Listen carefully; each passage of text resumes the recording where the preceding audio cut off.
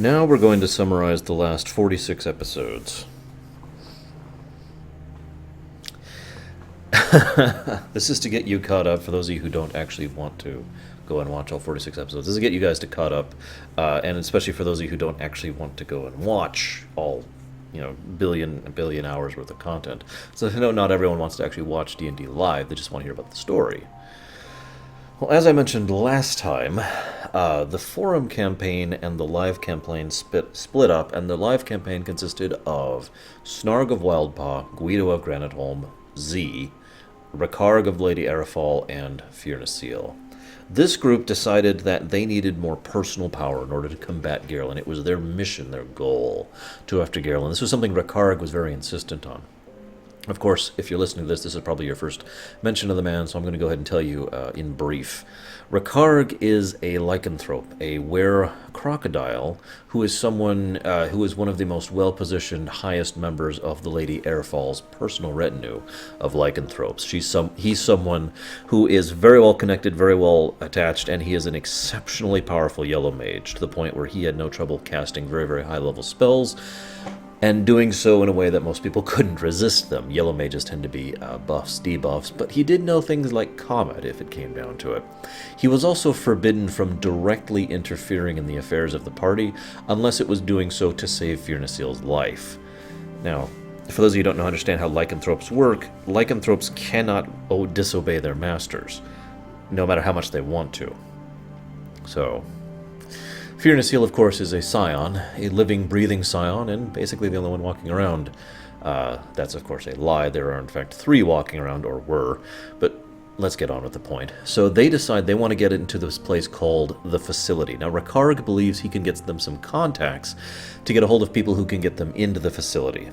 The Facility is an oddity amongst the show culture, because it's this one massive, mostly underground, heavily funded place that is effectively separate from the Empire. It effectively is autonomous, and they do their own things. They're completely outside the law. They're completely outside of taxation or anything like that. The show Empire has no real jurisdiction over them. However, the catch for this, the thing that makes that balances this out, is the Facility has to basically donate any and all understandings or breakthroughs or otherwise to the show Empire as a whole.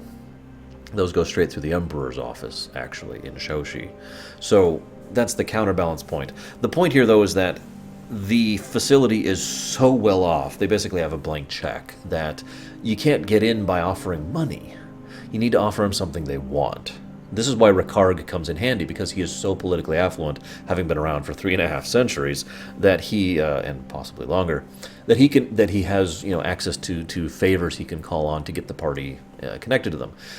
What ends up happening is he gets them connected to a local crime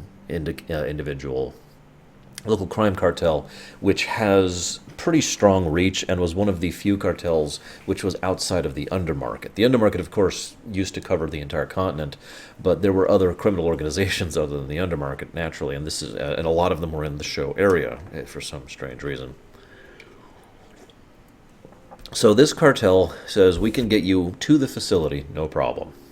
You just have to do us a couple of favors. The next several sessions is the party enacting these favors. Now, I'm going to go ahead and tell you all of them, and I'm going to, of course, be summarizing, because that's the point. If you wanted to see all the details, you can go watch the episodes.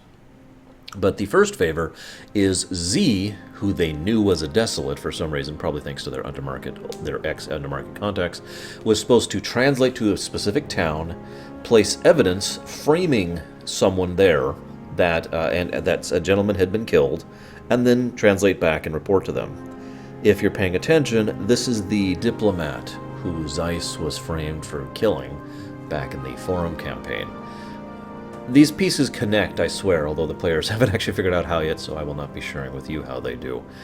Suffice it to say, Zeiss personally pissed someone off who called in favors, and it kind of went around the favor chain until that favor landed on Z, and she was the one who actually enacted the vengeance on Zeiss. Go figure, right?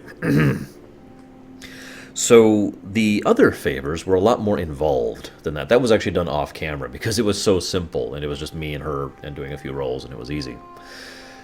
They went to a coastal town along the eastern coast of the show area, and they basically had to convince a local individual, hey, there's this diamond mine that for whatever reason the cartel is interested in.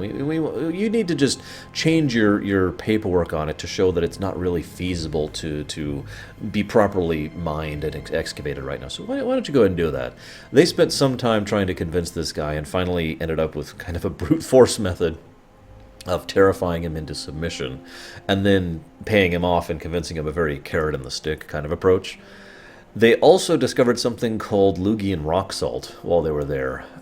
I like little flavor tidbits, no pun intended, in my worlds.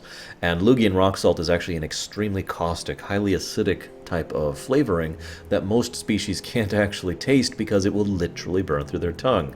But Lugians, the giants that they are, tend to absolutely love the flavor of it. However, there was also some other kind of salt which didn't really have the same effect, and Guido was like, I don't know the taste of this. This is just off.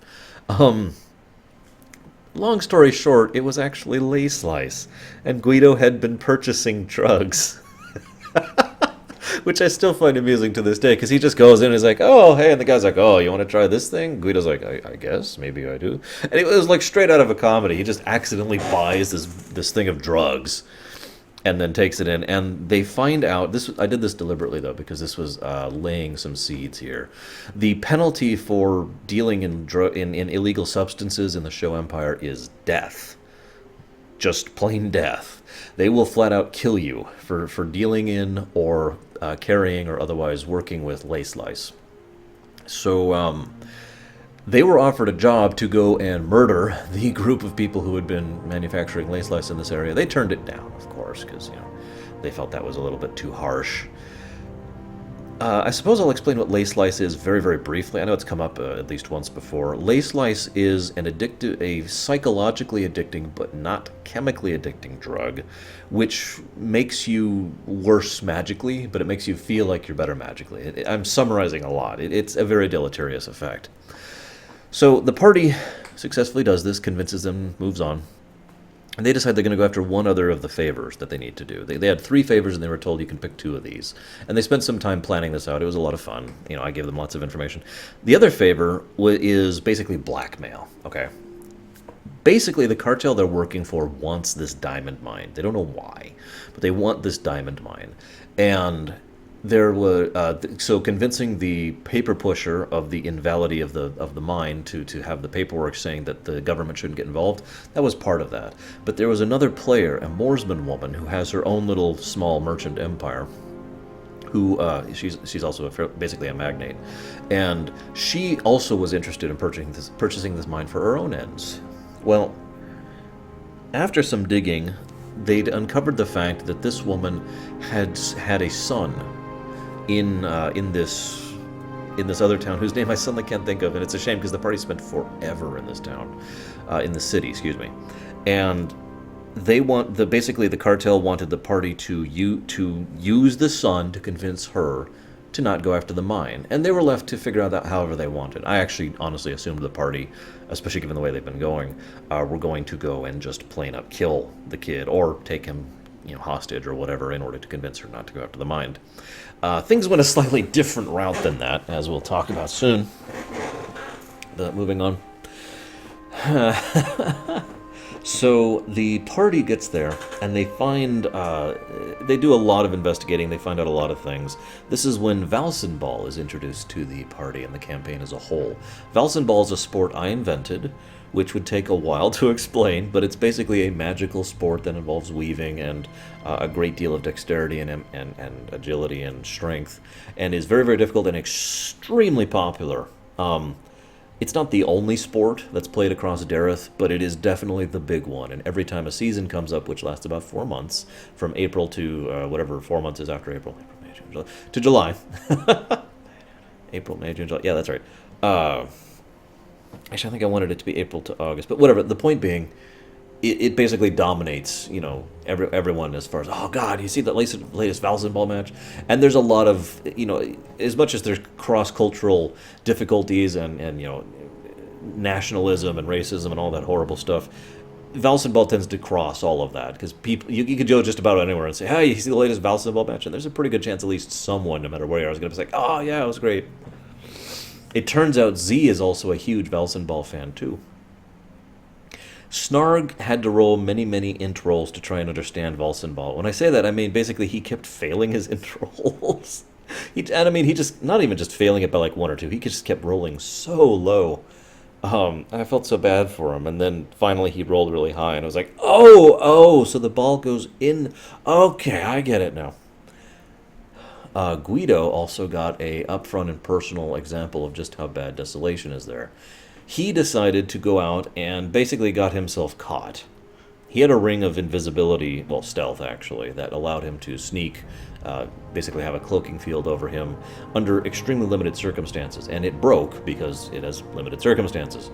So rather than recloak or run or do any of the other things he did, he just stood his ground and ended up in a confrontation with several workers who were working on the Valsenball field, on the actual stadium. He ended up killing those people, several of them. This was done jokingly at the time. He actually hit someone so hard he knocked his rib cage out. Go ahead, get the laughter out, it's okay, I understand. But I want you to understand this was a Joe Schmo level 0 commoner, 1 HP, nothing special about him guy, who was just there doing his job, who went after Guido because Guido was a desolate. And he didn't know that, of course, that's not how they think, that's not how they work, they just failed their will saves, and Guido murdered them. Z then ended up having to kill the remaining of the people there in order to prevent a mob scene from happening, and they had to escape from the scene with that death on their hands. They actually had a private session, which I believe were recorded, which was just the two of them discussing the realities and the implications of being a desolate and how messed up it really is. Snarg was, on the other hand, trying to do his best to keep everything together, and, well, bless him, but that kind of threw a bit of a wrench into everything. He did get a couple of leads, though. He kept interacting with a woman who, I don't remember if he ever found this out, but was actually the girlfriend of the guy he was looking for. Anyways, he kept interacting with this woman who worked in the local authorities, and eventually found himself towards the guy they were looking for, the son in question, who turned out to be a really cool kid, who was also a star Valsenball player. They also determined he was being supported by something. I don't want to get too much into this because this will talk about Valsenball, but suffice it to say, he had some kind of backing, like he had the best equipment, basically. He had the best equipment, he had all the best trainers, he had his own private training facility, Someone was throwing money at him in order to keep him happy, and that's how they were pretty sure this kid was the son of the Moorsman woman I mentioned earlier. He was a Lord Elf, by the way. For those who don't understand what that means, it means the father's a Lord Elf too, although they never actually followed through with that particular thread. But there would be a bit of a scandal, not a huge one, but a bit of a scandal to have learned such a thing. Regardless, the next thing that happened was they were like, okay, we need to take this to the next step. So they found a club, very high-profile club, which was suspicious, and through various means they ended up bribing and blackmailing their way in, and discovered an ogre who was not really kindly inclined towards them. Ogres are not stupid in this setting, by the way, that's all I'm going to say about that. They like to obfuscate stupidity, but most ogres are very, very intelligent. So, he basically told Snarg, get the hell out of here, and Snarg was like, okay, something criminal and shady is going on down there, so we got to figure this out. So you had this whole session of them infiltrating the club, and kind of by complete happenstance basically stumbled onto the lace lice operation that I mentioned earlier. This is where they had been distributing and selling the lace lice within this entire region. They completely shut them down, killed most of the people there, saw one individual, a Sclavi woman with extremely bright red scales with black spots on them. Now, they didn't get her name. I mention her because she is a major character, which has been bouncing around the story here or there. This is actually the only time she's been on screen, so to speak, thus far. But that's why I wanted to mention her, so you get across the idea. They haven't gotten her name yet. The idea, and you might be like, well, red scales, that's not... Red scales on a Sclavia are exceptionally rare. It's the kind of thing you almost never see. This is a 1 in a million or so odds of doing so. So having shut down the lace lice operation, they gained some major brownie points with the local authorities and with their own people, and they basically got in, for lack of a better term, with the local mayor, who also they did some wheeling and dealing. I'll skip over the majority. They figured out a best possible method to get in with the mayor, to get in with the local Valsenball thing, to get in with the city in order to trade access to the city, instead of trying to kidnap the kid, who was a pretty decent kid, all things considered. They also got seasoned Valsenball passes from the kid. So that by itself is actually something. VIP, by the way, passes, not just regulars. VIP passes. So that by itself is actually something that's incredibly valuable. One of those doesn't have a gold amount attached, kind of valuable things. And they also got a signed Valsenball by the gentleman as well. That was pretty cool. So then Guido was attacked by mosquitoes and bears and hippies. I'm not actually kidding. He basically, his cover was blown as a desolate. For much of this period of time, Guido was just struggling with his desolation and trying to keep it hidden, and failing miserably. This is also when Snarg failed his saves against Guido's desolation and started being antagonistic towards him and outright violent towards him at other times. And there was almost actual fighting and bloodshed and conflict over that, because that's how desolation works. Didn't go that far, but basically Guido went out into the wild. And I don't know if I've mentioned this before, but desolation doesn't just affect people.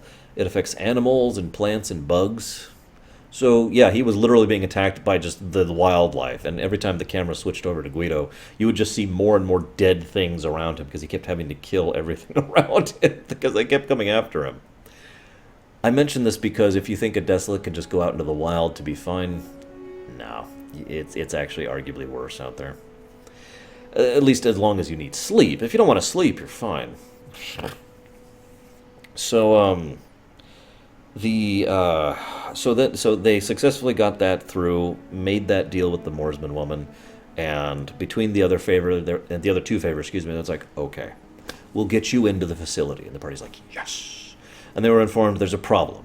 We can't actually, whatever it is you want with the facility, you're going to have to figure out with them. All we're doing is getting you into the facility. Now, the party didn't like that much, and it's understandable why. They'd gone through all these adventures, these side quests, specifically to get in there and get augmented, but this isn't paying for the augment, this is just paying for the access. The good news is the GM had already foreseen this problem, and all they wanted was the ability to experiment on Guido. That's all. They just want to experiment on him, and especially his soul. His soul was so fascinating. There's so much we could do with that soul. Just let us experiment with him for a while, and that would be their payment for the augments. They kind of hesitantly agreed to that. And there was a rather uncomfortable trip with a Burun, who was a member of the facility, on the way there. He kept calling himself No Name Given, and at first they thought it was a joke or him being subterfugal. That's not a word. Being obtuse. When they got there, however, they noticed that all the Burun there running the place were identical to him.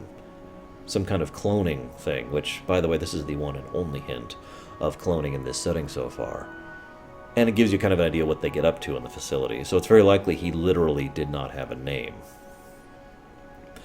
The place was creepy as hell. I actually spent an entire session trying to really engender the atmosphere of this place. But Guido did get his augments, and something very, very, very important happened. This is something that is still a part of Guido's character arc to this day. Guido, when he was being augmented, what an augment means is it means connecting your soul in a way to the elemental ley line that is most connected to you, that is unnatural. You're basically siphoning off the elemental ley line to augment yourself, hence the term, right? So it is literally your soul is what's being augmented. If you'll remember, Guido's soul was already kind of messed up in the way that led him to become a desolate all the way back on Avis LaSalle. So this was kind of an uneasy thing to happen. When he was being augmented, Guido basically had a experience in his mind. I don't know what else to describe it. It's not a vision. He didn't see or hear. He just knew all of a sudden the reality of what he was being faced with, and he faced a choice. And I try to describe this in character because I have to use words to describe it to the player, Guido. But in character, Guido immediately knew all these things. So that's why I took my time to explain everything to him so he understood the full nuances of what's going on. And he was basically told, you want to be, how do you want to deal with people? And Guido's response was, "I want to be the wolf amongst the sheep." So Guido was changed in some way and gained the augment of continual passive ability. In game terms, he can add a d4 to any of his rolls except for a very few amount. And so virtually any of his rolls. And over time, as he gains plot ups rather than level ups, that will increase. I believe it should have already increased to a d6. If it hasn't, I'll make sure to let him know it's been increased by now. Then it was Snarg's turn. Snarg went under, and Snarg basically had to make the same general type of choice, and Snarg chose to be the defender of the sheep, and he gained the ability once per day to turn into this engine of death. Basically, his bones become exposed, and he turns into this ashen, fiery, molten, horrible-looking effigy of himself, as if someone had made a body, a model of Snarg out of ash and fire, and all they did was cover like bits and pieces of his skin and mostly his skeleton. It looks pretty horrifying.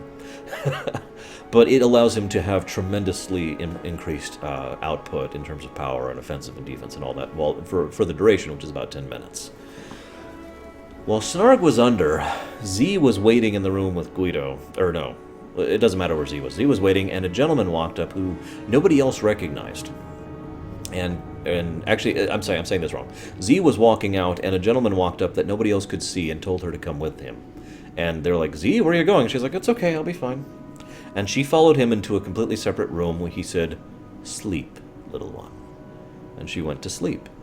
And then we cut to Snarg. Now, this is the session. I spent a lot of work on this particular event. I tried really hard to make it as horrifying and creepy as possible. Hopefully I succeeded. Snarg woke up and the facility was wrong. Literally the walls were twisted and warped to the point where it wasn't even the same hallways anymore. In some cases, physics didn't quite work the same way. In some cases, there were just molten chunks of metal where there should have been staircases or indeed a hallway. Some cases, there were just holes. The whole place was torn more or less literally inside out. And there were a lot of dead people. And the ground was kind of leaking. Like, if you were to put your foot on the ground and stand there for too long, you just kind of start sinking into the metal over time. So Snarg spent some very careful time trying to navigate his way out of there. And on his way out, he discovered two things of significant note. The first was he encountered a strange banderling-like creature, which did not understand him nor spoke a language that he understood, but it was damned terrifying and damned powerful. Like, clearly some kind of inhuman thing had been done to it. And when Snarg tried to talk to it in, I forget which language, it was a very specific language, so forgive me. But it was once in language. It enraged the creature so much that it started beating on the solid steel wall that was between the two of them so hard it started to bend with its bare hands. Snarg ran the hell away, as he should. Then he ran the other way because he realized it was a dead end. I didn't make this easy on Snarg. Then he encountered something of a slightly more personal problem. There was a gnoll there that he recognized. And this gnoll was someone of his tribe, someone he knew personally. And that was an unusual thing to Snarg, but he was also beating Guido to death. Guido was unconscious. And this gnoll was just, and it had obviously destroyed half of the room. I mean, there was just debris and there were a few corpses, a lot of blood. So Snarg had to make a decision right then and there what to do, and he decided to try and save Guido. And so attacked the gnoll and defeated the gnoll. But the gnoll was already literally disintegrating, and within a few short seconds had kind of melted into a puddle of mush on the ground.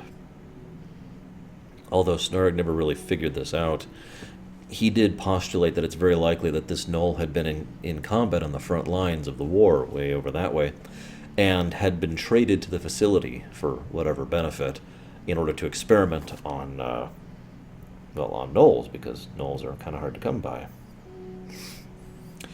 Guido thus saved, he literally ended up carrying him out of the facility and got the hell out of Dodge, got as far away from the facility as he could. And he Basically, when he got to the nearest town, he had trouble trying to get, healing kits in order to get out and try to treat Guido. But he traded, things. He's like, God, please, look, I just need healing kits. I just need to go help my friend. Got out, managed to save Guido's life. But by this point, the strain of having just woken up from having his soul augmented, combined with how incredibly stressful and duressing this whole thing is, he literally passed out. The next session started in a very comfortable, very elaborate-looking room. And Snarg and Guido and Z all woke up there, and they were incredibly confused, as you might imagine. I'll fast forward through the mystery aspects of things. They found out in short order that they were on Airin-Lell. Apparently, they were uncertain of how they encountered Firnasil and Rakarg here, too. Brief aside, you probably been wondering what's been up with Firnasil and Rakarg. They went off to, while the party was doing their illegal doings, Firnasil and Rakarg went to the Spurka and organized and negotiated the Spurka to go to Airin-Lell and evacuate all the humans off of it. This is something I mentioned over in the forum campaign as well. So, when that was done, for whatever reason, things just kind of went hazy, and the two of them went to sleep one night, and they woke up here. So no one's really 100% sure how they got here. Except for me, of course. I know exactly how they all got here, which is funny, because they actually got here through multiple sources. But anyways, now Airin-Lell is this beautiful, wonderful, floating island kind of situation. And when I say island, I of course mean islands, many, many, many of them. All floating and hovering well above the air, well above the clouds. There's... And the very ground would morph into a type of material that was significant to your stature and your standing. And so they encountered plenty of people here, Lugians and mites and gnomes and that kind of thing. And these people were really helpful. They offered, medical aid. They gave them food, really good food, actually. And this whole time, both Rakarg and Z were acting just a little bit off. Just the two of them, not sure why. But since they were here, Firnasil, who was like, obviously, we thought there was a shadow here, but obviously there isn't because everything's just fine. And they just were like, okay, sure. And they discovered in short order that all these Lugians had a master, or several masters. And by the way, when Firnasil walks around, the ground under her is different than it was under everyone else. It took the party very little time to realize that there were Scions still alive on this island, and that Firnasil and all other Scions like her were being revered as the superior race, as masters. And so the rest of the party kind of quickly fell into line as, oh yes, we are the servants of Firnasil, and we would like to gain access to the sanctum at the center of Airin-Lell, because they weren't really sure what else to do at this point, especially since they were still trying to deal with the Gerlin problem. And they assumed Gerlin would be in there, even though it's at this point been almost a month since Gerlin had one by one wiped out 3 of the 4 Lascelles ley line connectors, and he hadn't touched this one. And that was just bothering the party. Well, we'll get into that in a minute. But they spend quite a bit of time. There's some really good role-playing here as as Z and Rakarg slowly descend into insanity, and they interact, and they get a little bit of hints of psionic society and how they interact. Oh, and they meet Airin-Lell here, the Mite. Now, if you'll remember, the last time he was seen was when they were in the Nexus, the Garden Nexus. And Airin-Lell had decided to leap into a pool of concentrated magic, and so naturally he ended up at the point of least resistance along the air ley line, which happened to be Airin-Lell. So he's like, hey guys, what's up? Hey, everything's great. So happy to see you guys, that kind of thing. Everything's wonderful. At some length, they were given a huge amount of supplies, like literally crates upon crates of supplies to take into the sanctum, and they were given full leave. Yes, go into the sanctum and find out what you must in there. Turns out the sanctum was originally a massive airship facility, which also had some things regarding orbital possibilities and the ability of going to space, that kind of thing. That was still being worked on, but obviously that wasn't true when we got as of this point in time. So they bid goodbye to the Scions, and they go into the facility, and things are just automatically, immediately wrong. First of all the stuff they bring in with them just kind of stops existing the moment they bring it inside. and the door kind of seals on them when they get in here. Now, I'm going to go ahead and fast forward and give you a... Well, no. So then they go through several layers of, in my opinion, the best dungeon I've come up with yet. I know that sounds like bragging, but I spent a lot of effort really making the Airin-Lell sanctum as devious and multi-solution as possible. Each puzzle was designed to have at least 3 solutions I could come up with, preferably more, so that the party had multiple choices on how to proceed. For example, in one case, they had to go down this gauntlet room, and there were ways to turn off the electric damage, there were ways to bypass it, there were ways to reflect it, or you could just walk through and absorb the damage, which is what they did, and then they immediately walked into a boss fight, but, it worked out. Throughout this place, they fought 4 crystalline, elemental-styled golems. Ruby, Emerald, Topaz, and Sapphire. Now, I'll be talking about this probably more in a lore dump situation, but the significance of that is most people in Dareth, if you told them, I fought a Ruby Golem, they would actually think you were lying.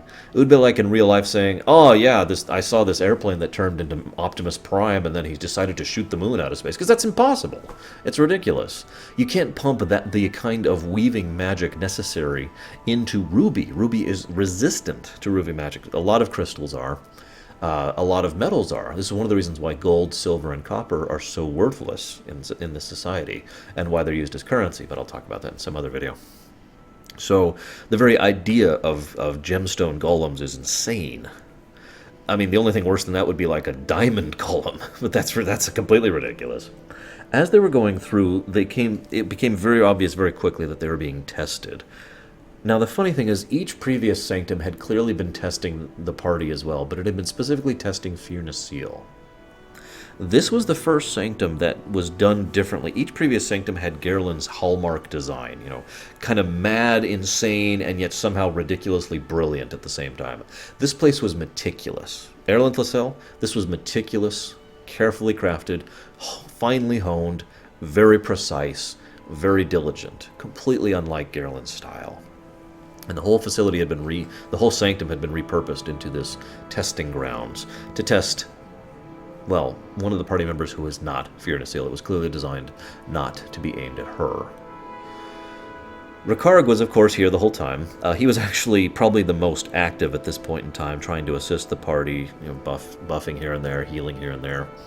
And the party got a few tidbits of lore and information, which I'll talk about in a moment, because towards the end they encountered a diamond golem. What are the odds? Now, I love how my sister played her reaction to that, because it was basically, get it away, because, again, diamond is so resistant to weaving that the amount of power necessary to make a diamond golem is insane. So any diamond golem that is produced, well, let's just say that diamond golem could literally probably turn the tide of the war by itself. That's not a joke. I mean, it's not invincible, it's not indestructible, but we're talking something of ludicrous levels of power and durability.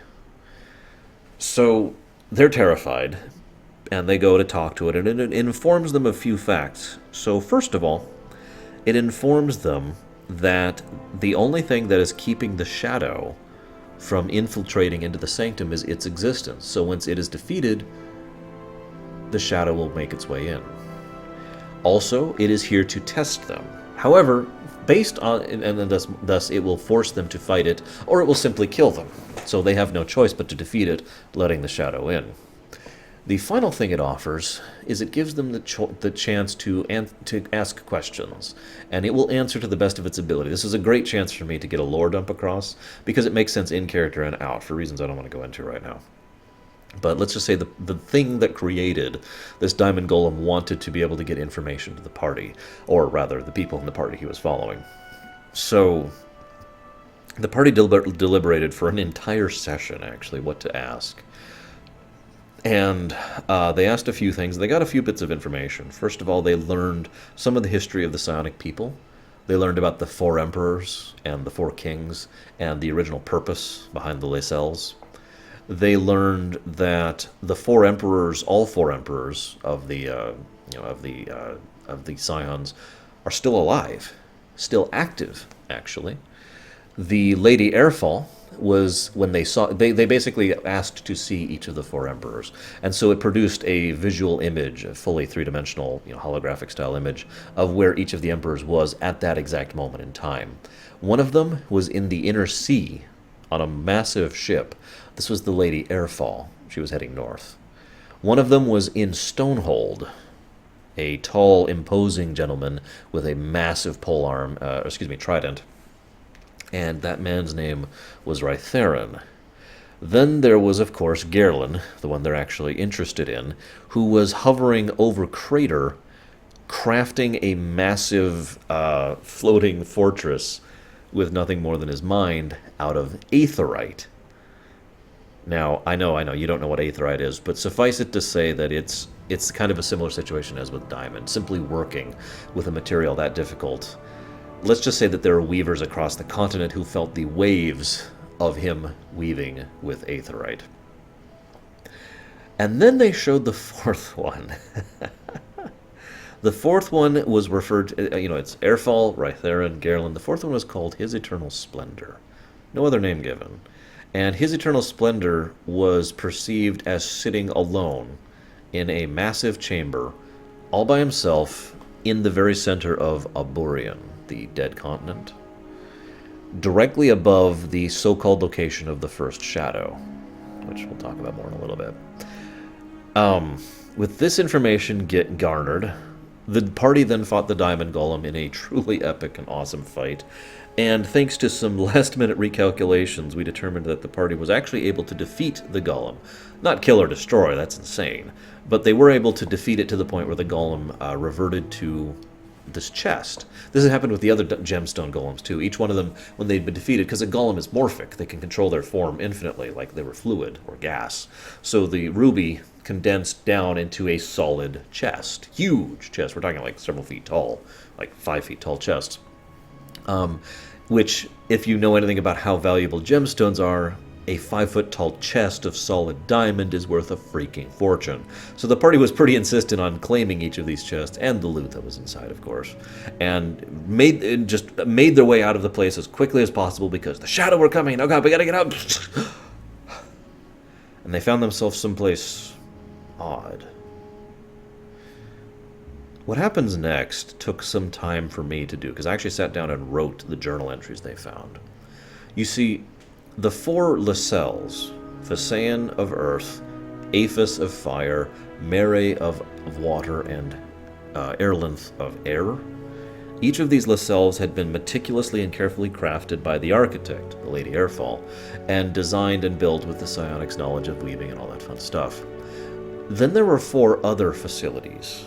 These ones were basically holes in the ground that had been tunneled out that were rudely and crudely connected to their given ley lines. One of one of light, one of dark, one of life, and one of spatial.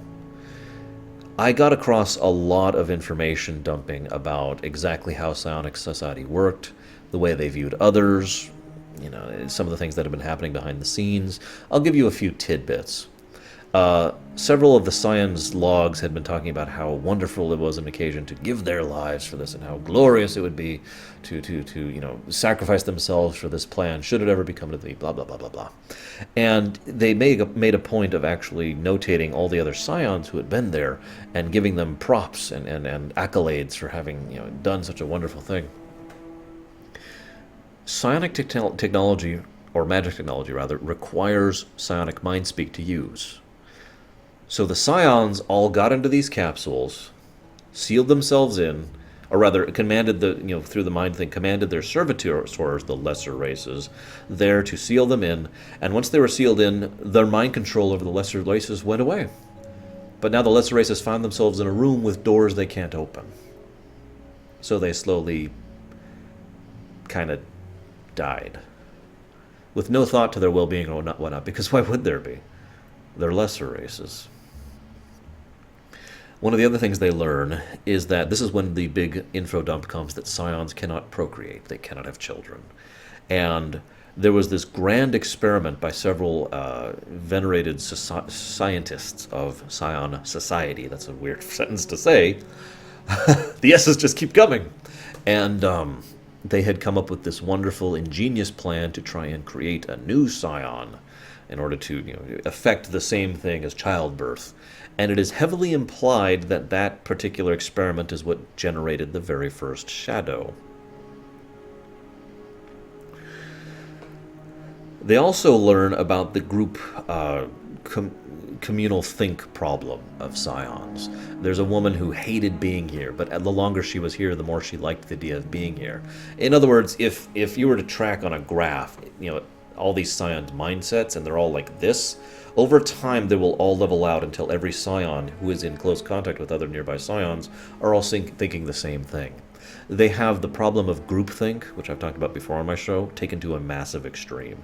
A matter of days is all it takes for a group of Scions to all think basically in the same manner and the same style. It just kind of averages out between their personalities and perspectives.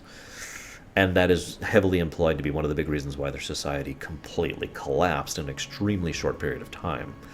See, the Scions advanced in technology, magic, and magic technology very quickly because of their natural advantage.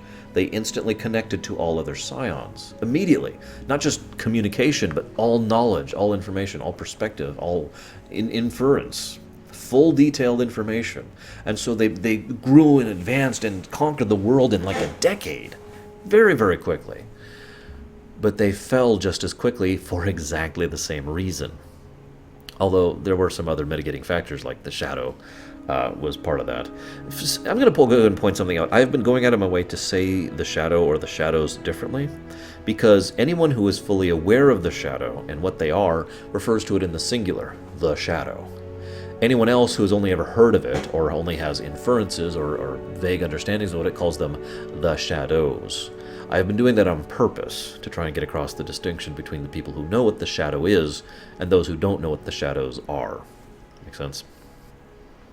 The final thing that they discovered was that there was a man who had undergone extensive experiments in how to sacrifice lives to temporarily boost someone else's power.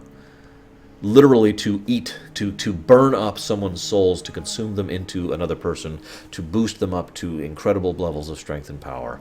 The party looked at this, and of course Guido was like, And then the party's like, no, stop being evil, Guido. So they decided not to do that. And that's when Gerlin showed up. Just out of nowhere, came out of nowhere, didn't identify himself. I didn't even call him Gerlin at first. There's a gentleman there.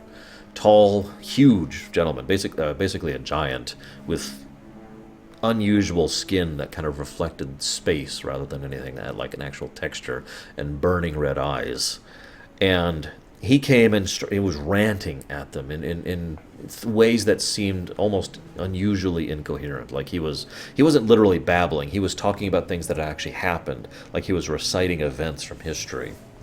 And Z unloaded her entire MP, and she's a black mage, into trying to hurt him, which got his attention. So he killed her in one hit. The rest of the party completely backed up and panicked, and suddenly felt immense power lunge into them, filling them with ridiculous strength and power, and oh god. And in game terms, the other party members, Firnasil, Snarg, and Guido, were suddenly lifted up to the point of being violet mages. So huge boost in health and damage and every single stat, basically, just like a real violet mage. Like Gerlin, because he's a violet mage. So with Z dead, the rest of the party managed to defeat him at length. It was a very long, very epic battle. And when it was over, the power faded, because that's how it goes, and the rest of the party whirled on Rikarg, with Gerlin dead. I want to pause. Gerlin died. That's kind of a big deal. They defeated Gerlin. As he died lucidly and informing Firnasil that she had to stop the shadow. It was literally her destiny. That's why he made her. With that little revelation out of the way, they turned on Rikarg and almost attacked him, because he had just killed all of the Scions in those capsules right over there in order to sacrifice their souls in order to imbue the party so they could be able to match Gerlin. Obviously, that has some very long-term bad effects, because A, that's a lot of Scions who are now dead, and B, and this is kind of more important, anytime all the Scions connected to a ley line have been killed, there has been a massive detonation of that ley line, which has caused some serious long-term effects. And yes, this did cause another ley line explosion across the continent, just like the other three had. So this is 4 total explosions now of ley lines. 4 of the ley lines have been detonated.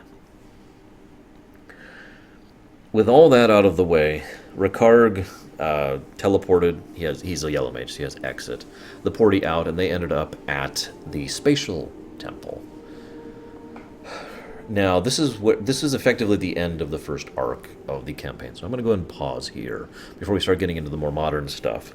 There was actually a getting to know the players video that was put out right about at this time in the story to kind of show, okay, you've defeated Garland, you have accomplished your first great act, now what? So if you want to go watch that, feel free, I encourage you. Otherwise, feel free to join us next week, where I will continue to summarize the remainder of the live campaign's events after this point.